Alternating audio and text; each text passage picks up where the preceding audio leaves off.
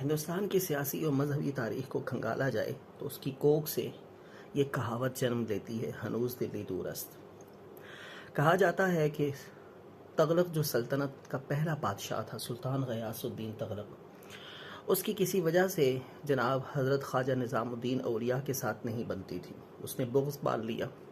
تو ایک دفعہ بنگال کی جنگی مہم سے واپسی پر اس نے اپنا خصوصی قاصد دوڑایا دلی شہر کی جانب، اور کہا جا کے نظام الدین اولیاء کو یہ کہہ دو کہ میں جب شہر میں واپس آؤں تو تم مجھے یہاں نظر نہ آؤ، ورنہ تمہارے ساتھ اچھا نہیں ہوگا۔ جب وہ قاصد جناب حضرت نظام الدین اولیاء کے حجرے میں پہنچا اور یہ پیغام پڑھ کر سنایا تو حضرت نظام الدین اولیاء مسکرائے، لیکن مریدین کا سوچ سوچ کے برا حال ہو گیا۔ مریدین، متوسلین اور متعلقین نے آفت کی جانب اشارہ کیا اور کہا حضور وہ آپ کو نقصان پہنچا دیں گے۔ تو حضرت نظام الدین اولیاء نے مسکرا کے فرمایا کہ اس کو واپس آنے دو، ہنوز دلی دور است، اللہ کا کیا حکم ہے ابھی واضح نہیں ہوا۔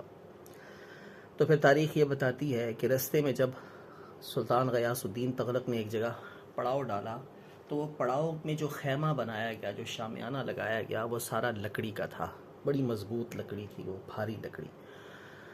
تو کسی وجہ سے وہ شامیانہ گر گیا اور سلطان غیاث الدین تغلق اس کے اندر مر گیا دب کر، اور وہ واپس دلی نہ پہنچ سکا۔